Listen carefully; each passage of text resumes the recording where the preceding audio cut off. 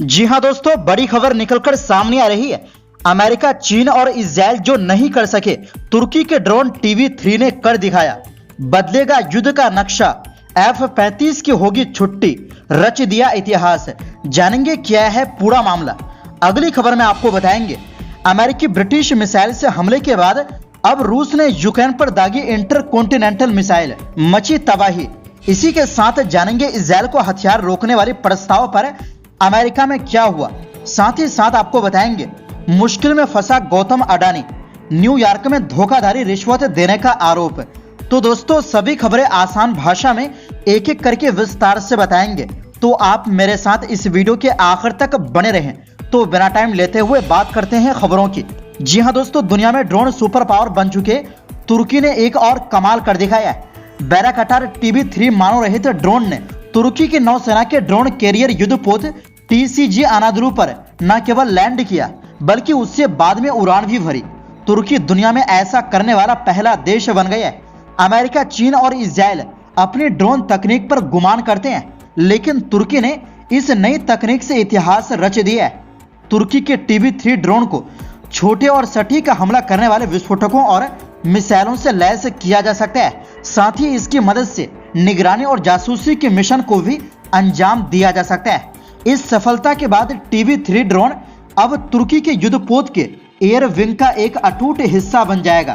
तुर्की के इस ड्रोन को बैकर कंपनी ने बनाया है और इसके CEO सेल्कुक बैराकतार तुर्की के राष्ट्रपति एर्दोगान के दामाद हैं। सेल्कुक ने TB3 ड्रोन की इस उपलब्धि का वीडियो सोशल मीडिया में पोस्ट किया है।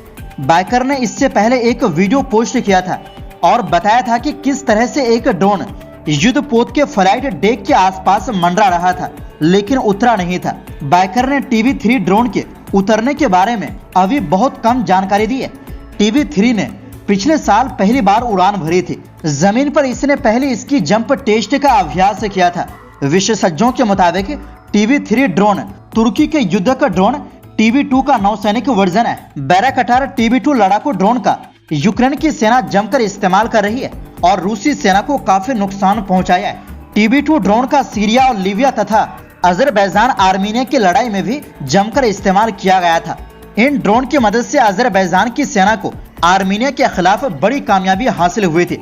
अनादुलू युद्धपोत का डिजाइन स्पेन के जुआन कार्लोस वन हमलावर युद्धपोत के आधार पर किया गया है। इस युद्धपोत के अंदर टैंक और अन्य सैन्य वाहनों तथा बड़े पैमाने पर सैनिकों को आसानी से ले जाया जा सकता है। दरअसल तुर्की सेना अब अपने युद्धपोत को ड्रोन के लिहाज से बदल रही है। तुर्की के इस ड्रोन की रेंज 1600 किमी है और ये 24 घंटे के अंदर उड़ान भर सकता है। ये ड्रोन अब तुर्की की नौसेना को समुद्र के अंदर शक्ति प्रदर्शन कर सकेगी। इसमें इंफ्रारेड कैमरे भी लगे हैं, जिससे निगरानी में आसानी होगी। ये ड्रोन समुद्र से लेकर जमीन तक कहीं भी हमला कर सकेगा। यही नहीं, अगर इस ड्रोन को कुछ रेडार से लैस कर दिया जाए तो ये हवा में एयरबोर्न अर्ली वार्निंग प्लेटफॉर्म के रूप में भी काम कर सकेगा। तुर्की चाहता है कि अपनी सेना को ज्यादा से ज्यादा मानव रहित तकनीकों से लैस किया जाए। तुर्की ने पहले योजना बनाई थी कि TCG अनादुलू को अमेरिकी F-35 विमान से लैस किया जाए। इस बीच तुर्की ने रूस से S-400 मिसाइल सिस्टम ले लिया, जिससे अमेरिका ने उसे F-35 फाइटर जेट देने से मना कर दिया। तुर्की की योजना थी कि 100 F-35 फाइटर जेट खरीदा जाए। इसमें से कुछ ऐसे थे जो युद्धपोत पर वर्टिकल लॉन्च किए जा सके। अब F-35 विमान से बाहर होने के बाद तुर्की के पास कोई विकल्प नहीं है और इसी वजह से वो अपने ड्रोन सिस्टम इस युद्धपोत के लायक बनाने में जुट गया है। तुर्की के विरोधी ग्रीस को अमेरिका ने F-35 जेट दे दिया है। वहीं दूसरी ओर रूस ने पहली बार यूक्रेन पर इंटरकॉन्टिनेंटल बैलिस्टिक मिसाइल ICBM से हमला किया है। ICBM 5500 किलोमीटर से ज्यादा की रेंज तक हमला कर सकती है। इसे खासकर न्यूक्लियर हथियार लॉन्च करने के लिए इस्तेमाल किया जाता है। यूक्रेन एयरफोर्स ने गुरुवार को हमले की पुष्टि की। यह हमला यूक्रेन के रूस पर ब्रिटिश और अमेरिकी मिसाइलों से हमले के बाद किया गया है। बुधवार को यूक्रेन ने रूस पर British missile storm shadow cruise से हमला किया था। एक रूसी सैनिक ने ऑनलाइन दावा किया कि कम से कम 12 मिसाइलें कुर्स्क इलाके में दागी गई।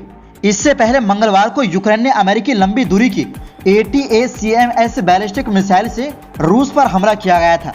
इसके बाद से ही कयास लगाए जा रहे थे कि यूक्रेन ब्रिटिश मिसाइलों का भी इस्तेमाल कर सकता है। रूस ने पिछले महीने कहा था कि अगर नाटो देशों के हथियारों का इस्तेमाल उसकी जमीन पर होता है तो इसे तीसरे विश्व युद्ध की शुरुआत समझा जाएगा।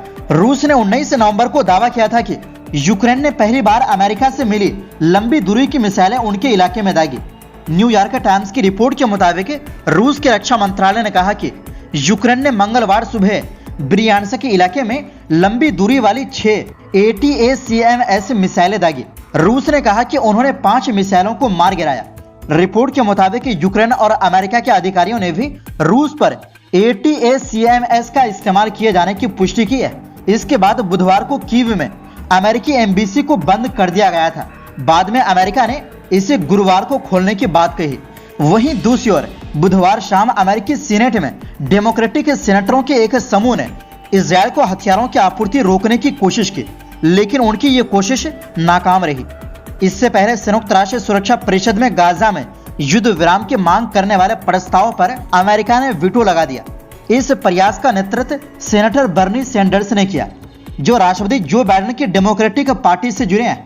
सैंडर्स ने इजरायल के गाजा पर हमले की आलोचना की और अमेरिका पर मानवाधिकारों के उल्लंघन में शामिल होने का आरोप लगाया। उन्होंने चेतावनी दी कि इजरायल को जारी समर्थन से अमेरिका की वैश्विक छवि और विश्वसनीयता कमजोर हो सकती है। सैंडर्स ने कहा, कोई आपकी बातों को गंभीरता से नहीं लेगा।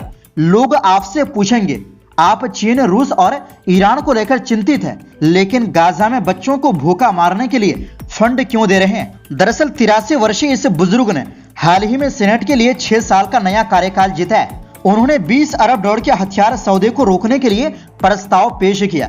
हालांकि 100 मेंबर्स वाली सेनेट में इस प्रस्ताव को केवल 20 वोट मिले, जबकि अधिकांश डेमोक्रेट्स और रिपब्लिकन ने इसका विरोध किया। बाइडेन प्रशासन ने इजरायल को मजबूत समर्थन दिया है और गाजा में चल रहे हमलों के बीच सैन्य सहायता जारी रखी है। अमेरिकी अधिकारियों ने इजरायल को चेतावनी दी थी कि अगर गाजा की मानवीय स्थिति में सुधार नहीं हुआ तो सहायता पर असर पड़ सकता है, लेकिन अब तक कोई सहायता नहीं रोकी गई। वहीं रिपब्लिकन सेनेटर मिच मैककोनेल ने कहा कि अगर इजरायल को सहायता रोक दी गई तो इसका फायदा केवल हमास और हिजबुल्लाह जैसे समूह को होगा, जो और अधिक मजबूत और साहसी बन जाएंगे। वहीं दूसरी ओर जी हां दोस्तों, अमेरिका में उद्योगपति गौतम अडानी समेत 8 लोगों पर अरबों रुपए की धोखाधड़ी के आरोप लगे। यूनाइटेड स्टेट्स अटॉर्नी ऑफिस का कहना है कि अडानी ने भारत में सोलर एनर्जी से जुड़ा कॉन्ट्रैक्ट हासिल करने के लिए भारतीय अधिकारियों को $265 मिलियन यानी करीब 2200 करोड़ रुपए की रिश्वत दी या देने की योजना बना रहे थे। ये पूरा मामला अडानी ग्रुप की company Adani green energy limited और एक अन्य फर्म से जुड़ा हुआ है। 24 अक्टूबर 2024 को न्यूयॉर्क की फेडरल कोर्ट में ये केस दर्ज हुआ था। बुधवार को इसकी सुनवाई में गौतम अडानी, उनके भतीजे सागर अडानी, विनीत एस जैन, रंजीत गुप्ता, साइरिल कैवेनिस, सौरभ अग्रवाल, दीपक मल्होत्रा और रुपेश अग्रवाल को आरोपी बनाया गया। रॉयटर्स की रिपोर्ट के मुताबिक गौतम अडानी और सागर के खिलाफ गिरफ्तारी वारंट भी जारी किया गया है। सागर अडानी ग्रीन एनर्जी लिमिटेड के अधिकारी है। अडानी ग्रुप ने सभी आरोपों को गलत बताते हुए खारिज किया है। समूह ने कहा कि अमेरिकी न्याय विभाग और SEC के आरोप निराधार हैं। अमेरिकी न्याय विभाग ने स्पष्ट किया कि ये केवल आरोप है और आरोपियों को दोषी साबित होने तक निर्दोष माना जाता है। अडानी पर आरोप है कि उन्होंने रिश्वत के लिए अमेरिकी निवेशकों और बैंकों से झूठ बोला। ये मामला अमेरिका में इसलिए दर्ज हुआ क्योंकि प्रोजेक्ट में अमेरिकी निवेशकों का पैसा शामिल था।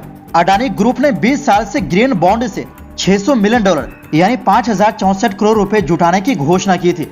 इसके कुछ घंटों बाद उनके खिलाफ धोखाधड़ी के आरोप लगे। अमेरिकी कोर्ट में गौतम अडानी, सागर अडानी और विनीत जैन के खिलाफ केस दर्ज किया गया। आरोपों के चलते अडानी ग्रुप ने ग्रीन बॉन्ड पेशकश फिलहाल टाल दी है। तो दोस्तों, इस पूरी रिपोर्ट पर आपकी क्या राय है कमेंट बॉक्स में दें। फिलहाल के लिए इस रिपोर्ट में बस इतना ही।